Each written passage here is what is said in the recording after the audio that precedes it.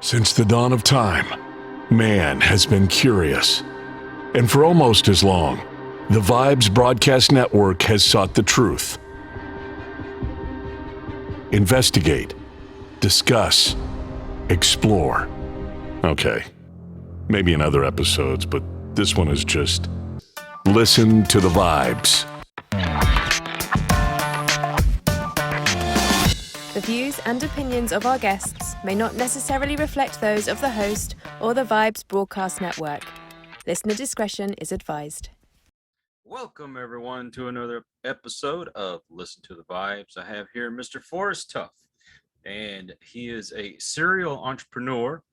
That's a new one for me, but we're gonna learn all about that because he's got many hats that he wears. But until then, let's hear about you. Hey, how's it going, Kyle? Thanks for having me on the broadcast today. You're very welcome. Well, my story is pretty simple. I grew up in a family of, I had 5 siblings. You know, mom and dad grew up in Atlanta, Georgia. And, you know, my father was a pastor. So at about the age of 8, he decided to go into the call of ministry. And so it was kind of different for me because there were so many new things that we had to adjust to. But growing up in a house with all those kids, you know, we found ways to keep ourselves entertained. And, you know, we always found ourselves doing creative stuff, you know, to keep us from fighting each other and pulling our hair out. So it was a good childhood. I have to say I did grow up in a family where, hey, I was loved. I didn't have that issue, but, you know, had great siblings and we're still all pretty close today. Oh, so I guess you get a lot of support from your family and all that you're doing. Yeah, they're pretty supportive. I mean, they have, like any parents, you know, sometimes they want you to go in a certain direction, but for the most part, they're pretty supportive when I decide to steer my own ship. So kind of start off with how did you get into doing all these great and wonderful things that you're doing? Well, in high school, you know, like I said, I grew up in a big family. So you're always trying to find your place in the world. I guess that's one of the things when you have a lot of siblings. And so with my father having a church, you know, I started out, you know, doing video and audio, as many of us did, working in the ministry. We're always videotaping services, doing the audio recordings for tapes. And so when I went to school, you know, I found myself more into sports. I played football, I ran track and played basketball. And I settled on basketball and I did really well. And I ended up playing Division I basketball. So that was my dream. I was tunnel vision. I'm going to the NBA, right? There's no second plan. Well, that didn't happen. Career-ending injury. And I found myself now trying to find out what is it I wanted to do in life. And I found myself reverting back to doing this audio video work. And so I started doing birthday parties for people and, you know, just events. And, you know, people started to pay me. And that's how my company, One Vision Productions, got started. Now, I know being that I used to preach myself, when you're in the ministry, it's not just you that's in the ministry, it's your family in general. Those principles that come along with it, is that a big part of everything that you do? Yeah, for me it is. I remember growing up, you know, my father and mother really got into missionary work. And so I found myself taking on those qualities of ethics and wanting to give back. It was just something that I did growing up. So as I became an adult, it was kind of inherent in me. I really didn't even know it. So when I was doing things, it wasn't like some marketing strategy. It just was a part of what I saw my parents do or what I had grown up doing. So yeah, for me, giving back and really just being a part of trying to do ethical things in terms of working with people, just trying to be a man of your word. That was something that I saw with my father. So it kind of transferred into my life and into my business. Well, I find it very important because you see a lot of people nowadays, and I'm not saying everyone, but there's a general good amount of people that they're just kind of out for themselves. Yeah. And to see somebody giving of themselves to help others become successful, that, of course, is a big part of my philosophy as well. Everyone that I've met that is successful, that has been their, I guess their launching part, is they want to go on the journey, but they want to hold their hand out to help somebody else up that hill. Yeah. So, yeah, I think it's great. You know, honestly, like you say, I didn't initially see it as something, you know, now it's It can be a marketing strategy and for business. And that's not a negative thing. I'm not saying that that's negative. That's a part of it. But like you say, when it's something that's ingrained in you, you do it, whether you have or, whether you don't. It's just something that you find a way to do. And so I'm thankful for my parents for teaching me those principles at an early age, because that's something that I spill over into my kids and just how I like to deal with people in general. They say it's kind of like the seed you plant is what you'll sow. What you'll reap. Right. It's like what you put out there in the universe, that's what you'll get back. That's before karma was a word. That's right. Karma is karma. What comes around goes around. That's right. So did you ever do any preaching yourself? No, I never did. That's one of the things, like I say, when I earlier said my parents are pretty supportive, a lot of times they want you to go into the ministry. And I tell them, what I do is my own ministry. It's not necessarily in the pulpit, but it's, how you treat people, exactly. How you go about living your life. That's still ministry, because, people don't learn from what you talk about. They learn from what they experience. So I feel like if it's, my job to make sure that people have an experience so they can see the thing that I want to give them. They want to see that particular Christ in me or that love, so for me, that's the most important thing about what I do, is just making sure that I am what I want people to know about. Yeah. Social media depicts people as being just totally awful. Yeah. And which is one reason why, I do have social media accounts, to promote the show, but I don't spend a whole lot of time on it, because just face it, a lot of people get ugly on there.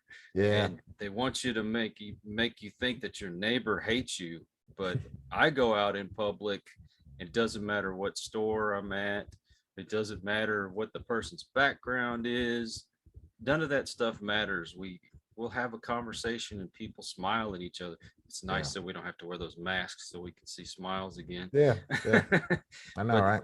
But for the most part, I think most people are just good people, and they help each other, even if it's just helping somebody smile. That's a big part of my day. Yeah. I think in general, people are people. They're good, they're bad, they're full of emotions. It's a gamut. I think social media has given individuals the ability to hide behind a camera and say what they want about people. But in person, a lot of that wouldn't be said, so I think social media has given everyone a voice. It's given everybody a face. And sometimes what some people project is what they feel about themselves or what they feel inside, and they're able to project that negative energy or positive energy to people they don't know, or just have a comment about something that normally, if it was face to face, they wouldn't have a voice or, even be respected to give an opinion. So social media is good and bad. It's a tool. I've been in the rat race of, posting this and posting that, because as far as business goes, there's a lot of things, it's a great tool to get information out, but then you have to be careful that you don't use it to the point where you lose sight of just everyday life. So for me, there are times when I have to pull off just so I can, get back to myself, because I grew up when there wasn't social media. So I like to remember those good times when I didn't have to go online to, do something valid or let somebody know I'm doing something amazing or great. I tell the kids, the social media when I was a kid was you wrote on a piece of paper and folded it up, and when you open it up, it says, "Do you like me? Check yes or no." That's right. That's right. I was telling a friend, I said, you remember back in the days when you had to write a girl, you had to mail the letter off, and then you had to wait 5 to 6 days for a reply, maybe even longer.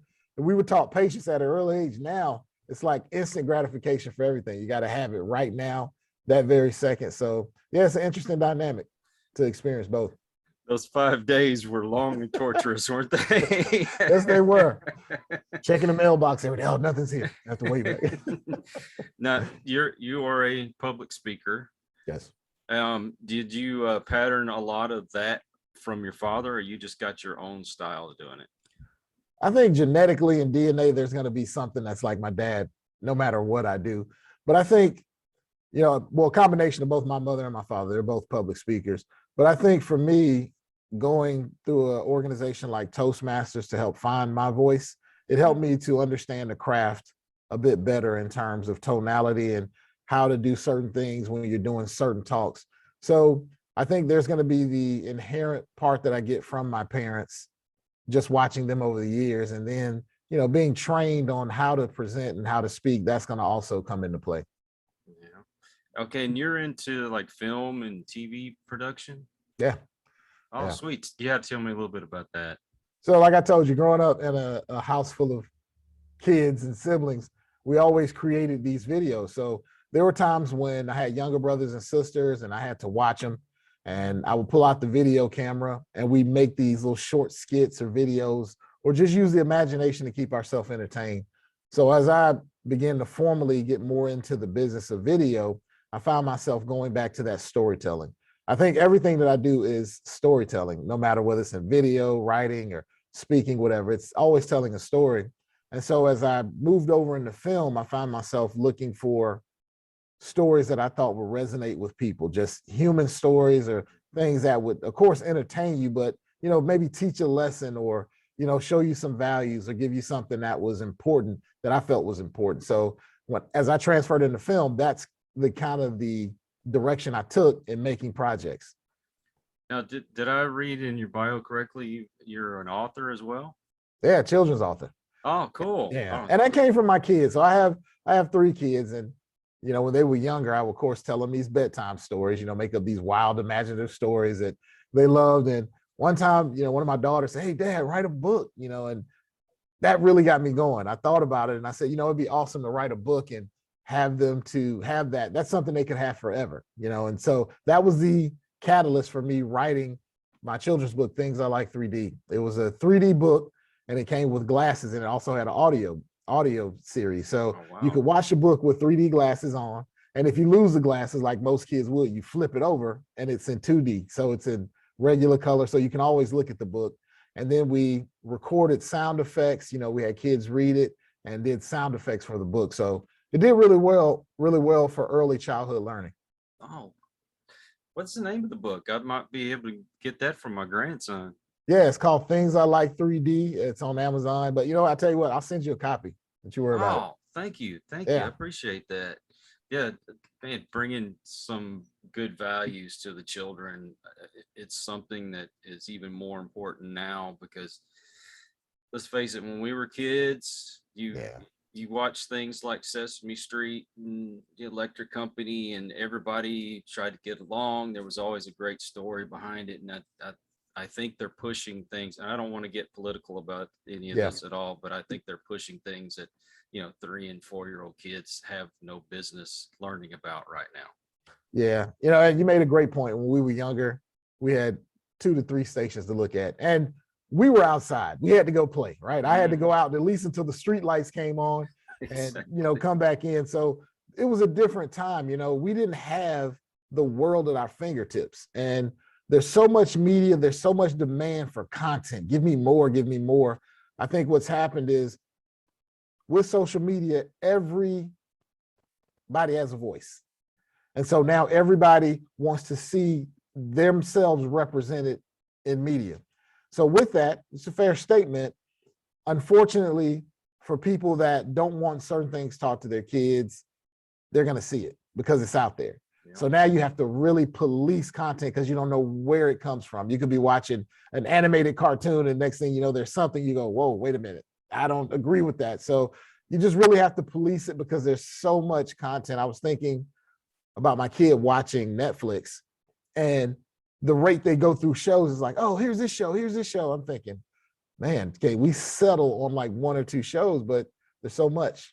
And there's so much we have to be aware of as parents. Yeah, parents need to take a more active role in their children's lives. And it's kind of sad that the pandemic and having kids having to stay home to do schooling, now their parents are starting to see what they're teaching in school, and they're, the parents are coming out saying, hey, I don't like this. Right. I think you should go back to just sticking to the ABCs and 1, 2, 3s and teach citizenship. I mean, I'm assuming, you went to, in elementary like I did. That was part of your curriculum every day is you learn citizenship, how to, to be active in your community, how to treat other people, that kind of thing. That's very important. And I don't know. I like I said, I don't want to go off on a tangent and ruin the whole interview, but I could definitely do that. No, this is great, because the thing that you're saying, which I agree with, I think there's a mentality from individuals from different eras. Coming from our era, we actually feel a certain way about what we see today, and I'm sure our kids will grow up and go, I was growing up, we didn't have all this mess. They'll think their era was this, and my parents before us, they talked about how they had to walk to school in snow with no shoes, and they were so tough and yada yada. But I agree with you, because we're from a similar mindset that this is how we grew up. So naturally, we want our kids to learn the same things we did.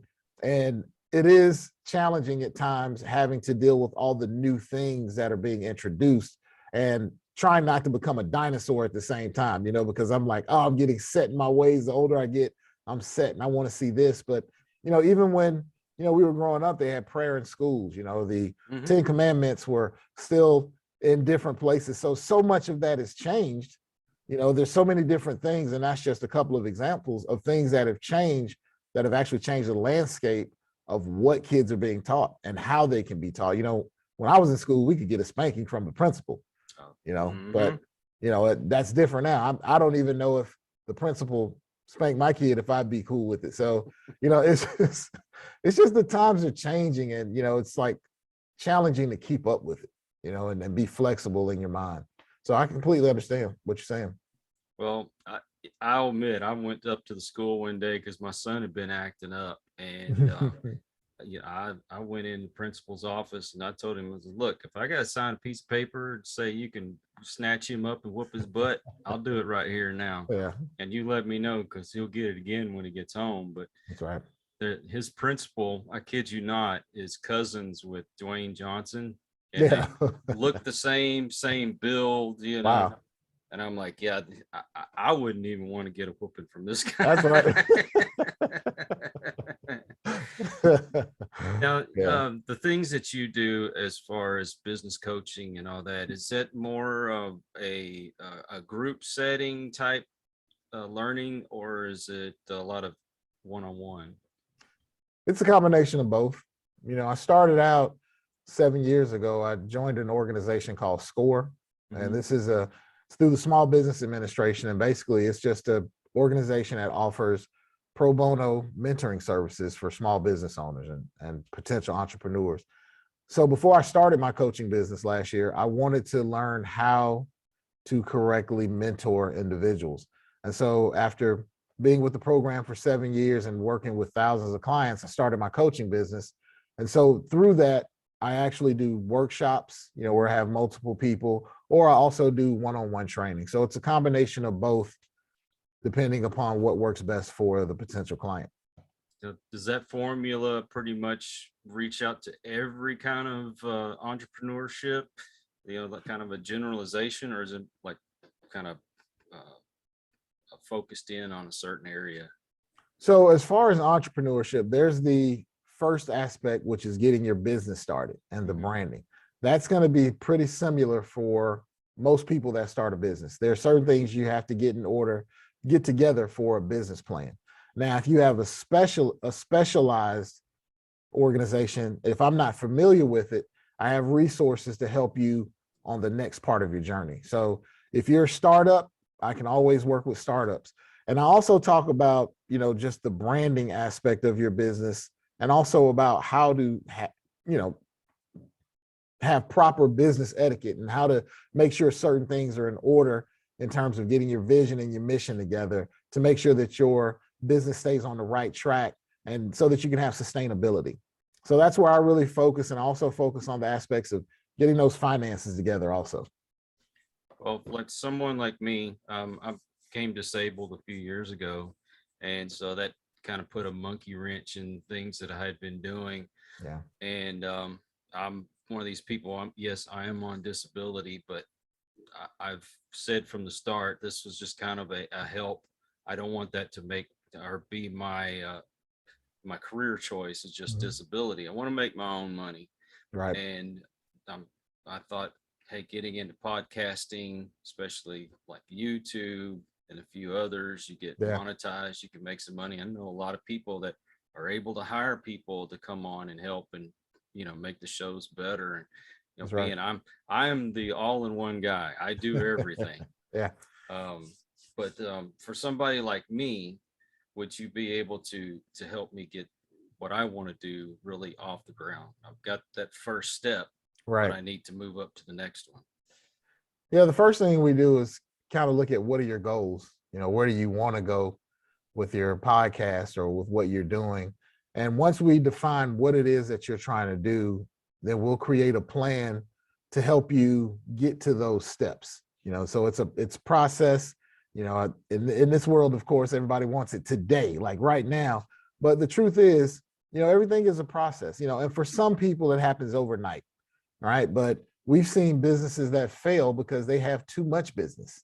They've actually exploded and they can't handle the income that's coming in, and then they end up, going out of business. So it works good to get your structure in place and just trying to take it each individual, organization step by step as to what goals you want to accomplish and what it's going to take to reach each of those individual goals to help you get where you want to go. Yeah, my thing is granted, I know just by what I see on YouTube most of the time, I don't have the most popular kind of formula, I guess you'd say. I do know people that do the same thing that I do that are very popular. Right. They kind of have some names behind them, but Mhm. that's irrelevant. I don't want to go along that rabbit hole of the clickbait, being political or being controversial and, Yeah. talking about stuff that, let's face it, you probably shouldn't be watching in the first place, but people just go for it. Yeah. I've wanted to stick to this formula. I still believe in what I'm doing, which is to bring a positive message in a world that's kind of gone negative. All right. It seems like good is bad now and everything bad is good. Yeah. And once again, I have to kind of go back to the pandemic. You have people that have been kind of deflated. They're not in touch with human contact anymore, Right. and they've lost that inspiration and that motivation. I think we can get it back if we just try. So that's my goal. So I'm Yeah. sure there's a better way of going about what I'm doing, but I want to stick with that. I'm sticking to my gun, even if I only had one subscriber and I helped Yeah. one person. That's my goal. That's what's important, Kyle. It's like you have to stand for something. And to me, that's what it's about. At the end of the day, success is going to be different for everyone. Your margin may be, hey, listen, I want to get to 2,000 subscribers, consistent subscribers. Some people want 500,000, and you could possibly reach both. But I say with anything, it's going to take strategic marketing, because at the end of the day, it's business, right? There's the emotional aspect, but it's business, and making sure that you handle the business can help you get to those goals, and identifying, who is your target market? Who are the people that will listen to what you want, and do they know about you? And once you find that audience, that's where you can start to, focus your efforts on your marketing. If you have a marketing campaign, you hire a company that actually helps you with, getting the word out and targeting the people that want your message. So I believe it's important to, number one, stand for something, know what you want, and just, take the steps to get there. Yeah, but like they say, if you don't stand for something, you'll fall for anything. All for anything. That's right. And I know a lot of people are not into like God, spirituality, religion, but I still believe God is a big part of everything I do as well. Yeah. I can preach the message without trying to shove religion down your throat. That's right. But I think, and this has been said before, that even if God wasn't real, he's necessary. You need something to believe in, and I think that's part of the steps you need to become successful. Yeah. Yeah. I think people in general, we've seen so much with religion and faith-based organizations where there's been a lot of corruption. I mean, let's face it.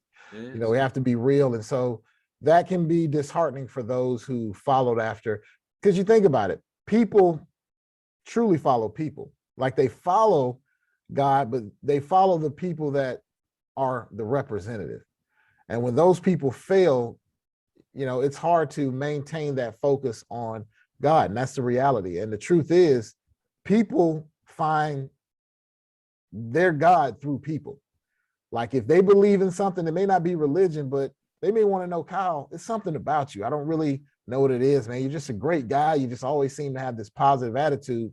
Well, for you, that's your opportunity to talk to them and share with them what you believe. And I think that's what's important is for those who are of faith-based, you know, they want to go about that life. They forget that the message is through you, not through just your actions. It's, you know, or what you say. It's, you know, you are the messenger. So it's like, be the thing that you want people to see, you know, be that change for them.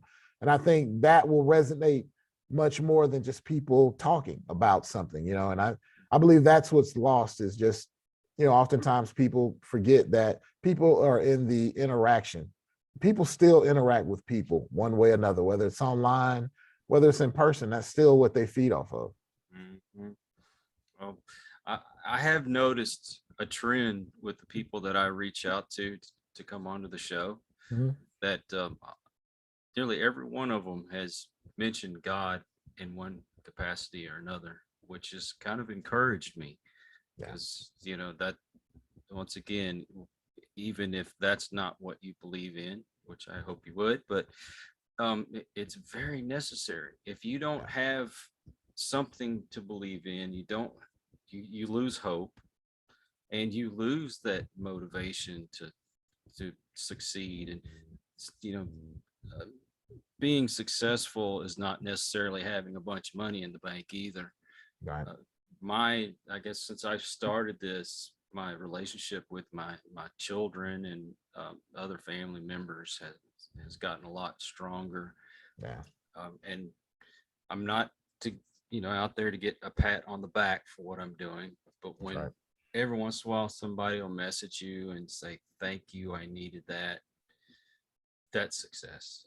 Yeah, it is. It feels great. I mean, it's nothing wrong with actually being affirmed. You know, I think sometimes, you know, I think it's good to do, you know, great for others, but it also feels good when people tell you, and you don't do it for people to just pat you on the back, but it feels good. I mean, it's nothing wrong with that. And, you know, I think if you're doing things, like you say, in an honest manner, and you really just want to make an impact on people, that's important. And like you said, something that's very important to me, like this pandemic, I've had the opportunity to be closer with my family, my wife and kids. And for me, that is a huge part of success because we've seen people that tons of money and they still don't want to live, right? So it's not just about money. It's about quality of life. And, you know, money helps when you when you're going through things to have it, but it's more about those relationships, the people you have in your life that can add value to your life, man. That's really important. So I completely agree with you. I tell you, it has been such a blessing to be able to do this because reaching out to a lot of people, I've ended up making some good friendships. Yeah. And, you know, my friendship circle has gotten small over the years because, you know, I was an alcoholic, was a drug addict. Mhm. I was I was not a very nice person. Yeah. And when I got free of all that, I still had those friends and family that their life was all about that party, you know, That's Friday right. night, popping open that beer and, That's you right. know, and I still love them. But as I said, I love them from afar. That's Um, right. did you find yourself in a situation where you had to kind of make your circle a little smaller? Yeah. You know, coming out of sports, music, that lifestyle is in my young 20s. You know, my roommate played in the NBA. So I partied a lot, you know, and just even coming from Atlanta, Georgia, I partied, drank. I had a great time. I lived it up. But there's a fine line when you start to find out that party lifestyle is now starting to be destructive. And it's like there's a time when it just changes and you're like, okay, something's shifting, and if I don't get it under control, I'm going to lose control of what's happening. And so with that, like you say, with great friends, you have some friends that continue to go on that path when you find yourself trying to get out of it. And it's not that you're being judgmental, but you realize, hey, this isn't going to be good for me. It's not going to be good for where I'm going. I'm trying to go down a different path with my kids. And so you have to now cut those ties, because that can't be your only thing. I don't want to be doing what I'm doing now that I was doing in my 20s, coming in at 6 o'clock in the morning, I'm leaving at 12, heading out to go party, and I'm drinking and having a great time. And so I'm just blessed to have survived that era of my life and, be able to look at it and, even talk with my kids and tell them about these stories, because even with my children, I don't like to hide, the things that I did. I tell them, because guess what? They say the apples don't fall too far from the tree, right? That's true. If you don't share your failures as much as your successes, you're dooming them to repeat that history, and you've got to break that cycle somehow. So yeah, I find myself doing the same thing, and it's not a negative. I talk to my friends. I mean, we have a great conversation, but when they go down that route, oh, we need to get out and go out. I'm like, yeah, no, I'm past that. Those days are over for me. I had to break that pattern because my grandfather, who I got to meet him once, and that was just before he passed away, he was a raging alcoholic. And my father's family was just toxic all the way around. My uncle, he died in prison. My grandmother ended up having to be put in a home because her mental faculties were just gone. Yeah. And my father, who, I mean, he was a very hard worker, but he avoided his family just almost at all costs. I mean, Yeah. he'd skip a birthday party so he could go work on an air conditioner or refrigerator or something, and our relationship just totally tanked. I mean, there's a lot more involved. I don't want to get into the details, but I found out that when I got married, and I got married at a young age, the partying got worse, and it made me neglect my children, and so they spent most of their childhood around the kind of person I didn't want them to be around. Yeah. And fortunately, when and I say fortunately, I had a heart attack at age 36. That was an eye opener for me. Sad it had to come down to that, but when I got sober, I wanted to live, wanted my heart to keep working, I had to change. That's right. And so I got my relationship changed with my children about the time they hit their high school years. And I ended up taking care of them. And now they're fine young men going to college. Yeah. They've got their career on the right path. I find myself still apologizing for everything that I did to them when they were little. And my youngest one, who seems to be the wisest out of all of them, he sat me down one day and he says, "Dad, you have to stop apologizing. Yeah. It's over. You're not that person anymore. Just continue being the person that we like now." That's right. Like, man, kids are wise, right? He's very wise. They're wise. They're so wise. I'll tell you this, Kyle, many people don't know this. In 2007, at the time I was working in the entertainment business. I was doing a lot with rap artists and music videos. And it just so happened that a lot of times when I had to work, it was late at night because these artists are performing. It's 12 o'clock and I have to go out and, we're filming behind the scenes footage. And this is something that really transformed my life, because it wasn't necessarily that I was still into drinking and partying, but I was still in that environment. I found myself not working on the corporate end of it, but more in the entertainment end of it. And one night while working with some artists at a club, I got shot. Oh, no. Yeah. And it wasn't meant for me. It was a random shooting. A guy was kicked out. He had too many drinks or popped too many pills or whatever. And he just started shooting in the facility. with a 40 caliber, and it just caught me in the neck. And so with that, it almost it penetrated right in the back and came out the side. So it barely missed my spine and my jaw. And it was one of those moments that I had this epiphany that I need to change what I'm doing, and it wasn't, that I was so caught up in a lifestyle, but I realized I needed to separate myself from some things because this almost took my life, and my kids were young. And I'm thinking, how do you explain that? How'd your dad die? Oh, my dad was shot. You immediately think, what, did he owe somebody money, or, what was he doing, right? You can't just say, oh, he was working in a random shooting. So I said, let me change my surroundings. This could happen anywhere, but I definitely don't want it to be, 2 a.m. at a nightclub, because that just sounds sketchy. So that was something that really transformed my life and set me on a different path about how I wanted to go about doing certain things and living my life. That's funny. I was just about to ask you if you had an aha moment, and you just explained it. Oh yeah, that was an aha moment. You're sitting there and you're like, oh no, please, this can't end this way. And blood's everywhere.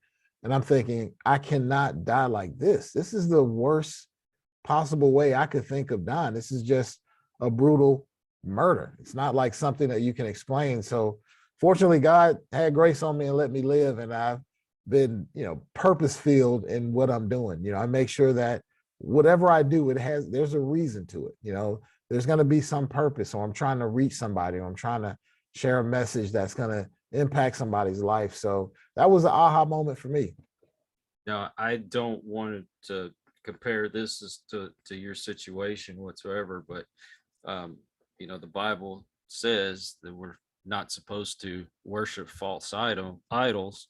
And I mean, honestly, my idols were all those headbangers from the 80s and the wild and crazy actors, and that's, right. That's what they did. They partied, and then I saw a lot of them that were dying from drug overdoses or choking on their own vomit.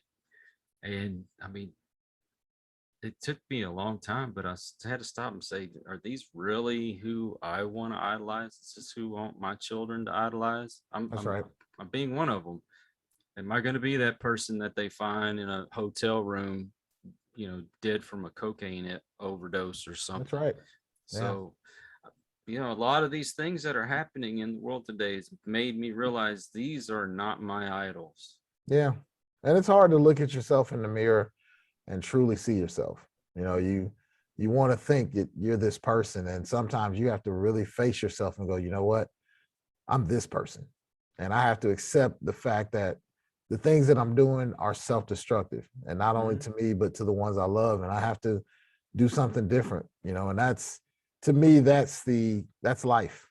Even if you are a follower of anything, there's always stories. If you're not a person of religion, you read any book of faith, and there's stories of people that had these epiphanies or aha moments. I don't care who you were. If you think about the people that walked with Jesus, the 12 disciples, these were not the nicest people in the world. These were people who would be considered the scum of the earth.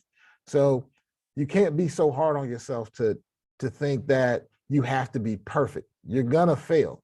It's in your human nature. You're gonna fail, but you have to be mindful to always do better, ask for forgiveness, and pick yourself up and continue to try to do better every day.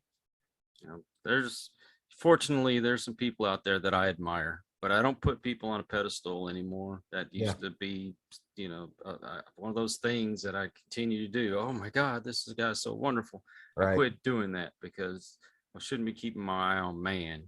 Man's going to fall. You put your pants on one leg at a time, just like I do. You have the tendency to fall.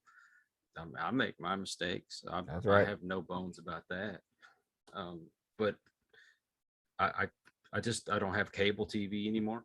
Mm-hmm. I don't care about watching television. We do have some streaming services, but about 99% of everything I watch is cooking shows now.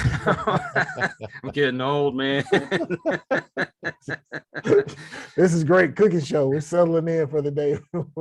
We're cooking. Hey, to me, that's life. I mean, there's a part that's life, is growth. You find other things that hold your interest, like you say, that aren't destructive, and that's a great place to be. Honestly, man, that's great. Well, I was addicted to movies and TV shows, and that's all I wanted to do when I get home is Yeah. watch TV, watch this movie, watch that movie. I still watch a movie every now and then, but Yeah, they just don't mean that much to me anymore. that's right. And I remember, it's similar with me because I had this humongous DVD collection and I took so much pride in my DVDs. And it's so funny when you think about it now, you pull out this case of DVDs and people are like, what is that? Why do you need all of that? I'll just stream it. So it's funny, the thing that you took so much pride in and you thought was just the most important thing in the world means absolutely nothing. So that just lets you know stuff has meaning, but it also is fleeting. The meaning of things is fleeting. So there has to be something greater than stuff, That's right. That's right. We're trying to purge stuff now. The wife and I have been talking. As soon as our last kid moves out, we're getting rid of everything and get an RV, and that way we don't have to, number one, live in the same spot all the time, and number two, right. just kind of get out and see the world. Travel. Yeah. There's a lot of people doing that. I have a friend who does that at one of my Toastmasters clubs. He got an RV and they just travel. He works remotely and, he tells me, yeah, I've been to 30 states. And I'm thinking that's amazing. Because we talk about travel, but it's like I have not traveled just throughout the United States. There's so many places in the United States I would love to see, let alone, outside of the country. So I think that's amazing when you can do that and you just let go of all these things and you just go enjoy life. We need to get you here to Austin, man. Yeah, you know what? I've been to Austin and I wouldn't mind coming back. That'd be Yeah. great. I wouldn't mind coming down to see down there in Texas. Well, I'll tell you the outlying areas outside of Austin, that's what you want to see. Austin itself, I'm sad to say, is kind of gone downhill. Yeah. And I don't recommend you hanging out in downtown, but Right. but there's so much nature here, which is why we moved here, just to live Yeah. in the Houston area. Yeah. And got up here because, oh my God, the lakes and the rivers, you can go and get in the water and you can actually see your feet Oh, when wow. you step in Yeah. the water. Yeah. The birds, it's crazy, but I could sit there for hours and look out the back door and just watch the squirrels play. Oh, that's awesome.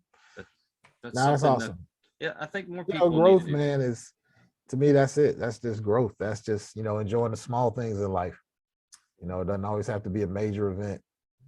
Now, speaking of that, I've had this bad habit of not living in the moment, always worrying about stuff that it's already happened or stuff that's going to happen.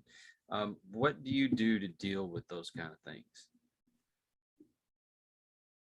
Well, it depends on what we're talking about. I think I'm geared a certain way. And what I had to realize first was, who am I? For me, sports was such a huge part of my life. I'm really engaged towards accomplishing things, whatever that is. That's just how I'm wired. I can't help that. So I'm like that today, even with my growth, and there's still this part of me that's wired for accomplishment, whether that's being a great father or whether that's having a great media production or creating this great film. I'm wired that way. So oftentimes I find myself focusing on other things. Like I'm in the moment with this one, but I'm also in this moment with that one. And so sometimes I have to just step back, and I have to go, Forrest, you got to just pull up a little bit because you're wired to achieve success based on my standard. And so once again, based on my standard for success, there's a lot that I'm trying to achieve and a lot that I'm trying to do. And sometimes I have to just talk to my wife and I have to ask her, hey, what do you think about what I have going on right now? Is it too much? And I have to be open to that feedback because, oftentimes a wife will give you information you really don't want to hear because your mind's set. So I do that. And it's been great because she'll tell me, no, oh, I love it. Keep going, keep going. Or sometimes she'll tell me, it seems like you've been a little wired. You've been doing a lot of things and it's really pulling you back. So for me, my wife has been my, she's my checklist. She'll help me rein it back in. And then there are times I just have to sit back and try to figure it out. Like, okay, Forrest, what's important right now? Does this need to be done today or can you put that off for a little while? Yeah, so many of us were so focused on becoming successful. Yeah. We kind of lose that balance that we need in our life because, you've got, number one, your health, That's true. You've got your family, your spirituality. Yeah. And once again, I believe in God, but Mm-hmm. somebody else, they might just be, it's nature, or it's a universe or something. You Right. still need that spirituality to kind of help balance things on top of the work that you need to get put in, Yeah. or you need to put in. And it's kind of hard to balance everything all the time. You just get so hyper focused on one thing. I got to get this done. I got to get this done. I think, like you, my wife tells me, hey, you know what? We're going to go out. We're going to have fun this weekend. We're going to go down to the lake, or we're going to the river, or we're going to go down the hiking trail, whatever. We're going to do these things, and you're going to leave your phone. You're not going to worry about your freaking job right now. That's right. I'm like, but dear, if I don't keep doing this, maybe it'll fall. And Right. it's so hard. It really Yeah, it is. I have to think back. One thing I remembered is when I was shot, I said, if I die right now, what will happen with everything that I'm doing? And the truth is, it will continue. The world will continue to spin. People will mourn you for a while, but they will continue to do it. That's just the way things work. So I try to keep that in mind too, that, your existence has a small footprint on what's happening. And you have to be mindful to a certain degree that, yes, you can affect a big change, but the world will continue to spin if you don't take care of yourself. And I have to remind myself of that all the time. Do you have, I guess, a way to put it is like a checklist of things that you do to maybe start your day off in order to keep in the right mindset? Yeah, I do. I have a ritual of, getting up. I speak affirmations to myself in the mirror. I do that all the time. I tell myself who I am. I write down who I want to be. I'll have that up on the refrigerator of who is Forrest Tuff, and it's the type of person that I want to be. These are things that I have as a checklist. I have them on my computer now, but those are things that I do every day, just to make sure that I'm following the path that I want to pursue to be who I want to be in life. Yeah. I always tell people to have those affirmations, to get you a vision board, see those things that you want. Number one, I think you should put a picture of you and your family together. That should be on your vision board. I need more time with them. But, if there's certain achievements you want, even if you can't find a picture of it, write it down on a piece of paper, put it where you can see it. And my motto has been, gratitude changes your attitude. I like that. Be thankful for the things you have. Yeah, I like that. That's good. Yeah, and on mine, I have it listed by different accomplishments. So I'll have like my business accomplishments, and then I'll have my personal goals or like certifications. I have it listed by these different categories. And once again, there's a system to this madness, but you try to make sure that they're balanced. And that's my thing in life, is to try to have balance. I don't want my kids to look back and go, you know what, you weren't there. You weren't there for me because you're always trying to accomplish something. So I think I've done pretty well. I have 2 kids in college now, and I have one that's in elementary school. So well, you're a glutton for punishment. Yeah, I'm a glutton for punishment. Hey, coach, can I get back in, please? Yes. So it's worked well. I have a relationship, with everyone, and it's a healthy relationship, with balance. So I'm just grateful for that. Those are small things, but I'm so grateful. I can just pick up the phone and talk to my kids, and we can sit down and just, chat. Yeah, that's very, very important. Man, kids, even though, my oldest, she's just turned 29. Okay. But she's still daddy's little girl. Yeah. And that's right. My youngest one, he's about to turn 25. He's in the medical field, and my oldest son wants to get into these, what they call that, and he's an esthetician. So okay, yeah. Skin and all that kind of stuff. Oh man, that industry is just, people are really starting to see that there is major money in that industry.